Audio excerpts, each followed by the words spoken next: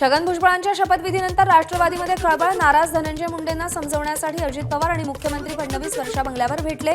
पुन्हा तिघांची एकत्र बैठक होणार.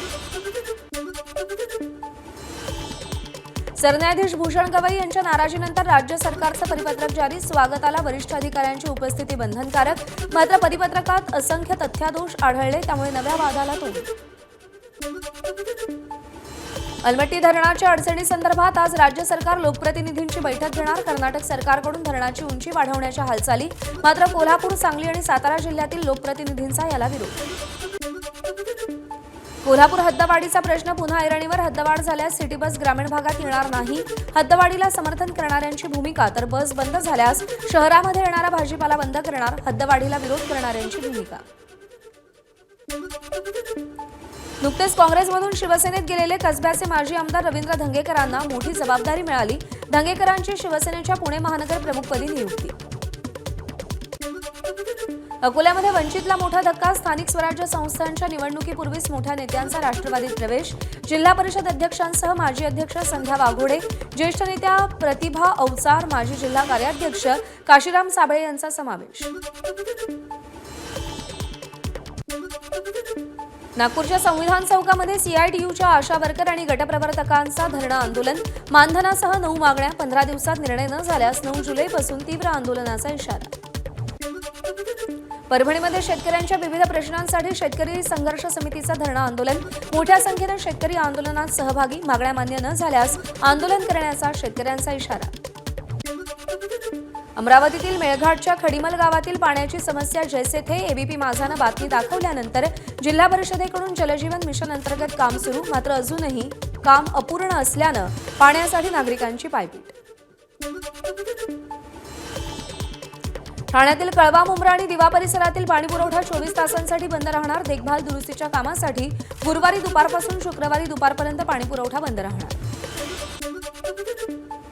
मुंबईतील ऑटो रिक्षा टॅक्सीमेन्स युनियन आज अंधेरी आरटीओ कार्यालयावर मोर्चा काढणार.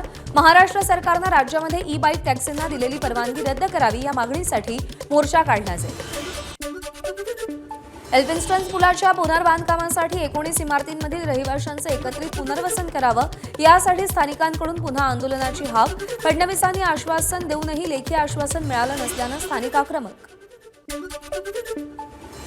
गेल्या 5 महिन्यात नाशिक शहरातील 15 पोलिसांवर कारवाई. यातील 10 जणांचं निलंबन तर 5 जण बडतर्फ. त्यामुळे पोलिसांचीच वाटचाल गुन्हेगारीच्या दिशेनं सुरू असल्याचं धक्कादायक वास्तव समोर. आता मेट्रोप्रमाणेच लोकल रेल्वे स्थानकावरही नियंत्रित प्रवेशाची अंमलबजावणी करण्यात येणार. यासाठी पश्चिम रेल्वेनं 12 स्थानकांची नावं पाठवली. या प्रकल्पाअंतर्गत प्रवाशांना तिकीट तपासणी, सुरक्षा तपासणी आणि प्लॅटफॉर्मवर प्रवेश यासाठी ठराविक मार्गानं जावं लागेल. अकोल्यातील अघोषित लोडशेडिंगमुळे काँग्रेसचे आमदार साजिद खान पठाण आक्रमक. महावितरणच्या विभागीय कार्यालयामध्ये अधिकाऱ्यांना जाब विचारला. राहुरी विद्यापीठाच्या अंतर्गत कृषी विस्ताराचं महत्त्वपूर्ण काम करणाऱ्या अधिकारी आणि कर्मचाऱ्यांचं आंदोलन.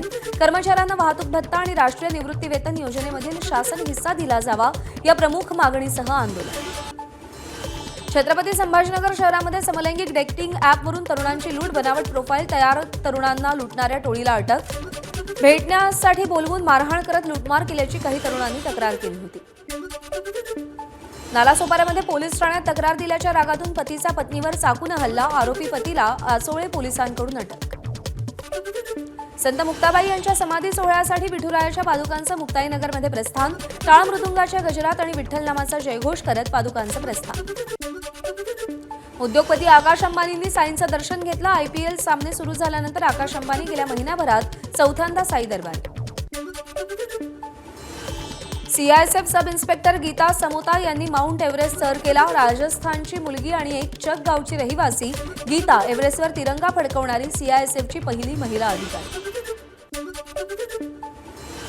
नादिया जिल्ह्यातील कृष्णनगर करीमपूर राज्य महामार्गावर बस आणि कारचा अपघात. कारमधील चालकासह 5 जणांचा जागीच मृत्यू.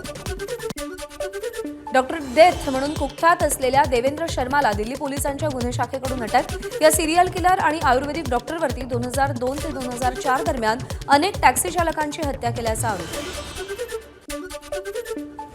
मुंबई इंडियन्स आणि दिल्ली कॅपिटल्समध्ये आज वानखेडेवर काटेकी टक्कर. प्लेऑफमध्ये 4थं स्थान मिळवण्यासाठी दोन्ही संघ मैदानात उतरणार. आयपीएलचा अंतिम सामना अहमदाबादच्या नरेंद्र मोदी स्टेडियममध्ये खेळवला जाणार. पावसाची शक्यता असल्यानं कोलकातामध्ये होणारा क्वालिफायर 2 आणि अंतिम सामना अहमदाबादमध्ये रंगणार.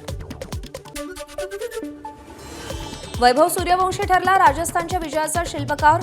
चेन्नई विरोधात अर्धशतकी खेळी. 14 चेंडूमध्ये 4 चौकार आणि 4 षटकारांसह 57 धावांची खेळी. एबीपी माझा, उघडा डोळे बघा नीट.